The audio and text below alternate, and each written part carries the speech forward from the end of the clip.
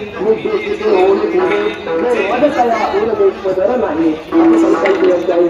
कोणताही आवश्यक आहे भगवंताला समोर ठेवा आणि संतांच्या महिमा आपण गाऊ शकतो. महाराज काय उपनिषदात आलो आणि महतः भगवान तो परमात्मा अनुपेक्षाही सुचले बघा आकाशापेक्षाही व्यापक आहे.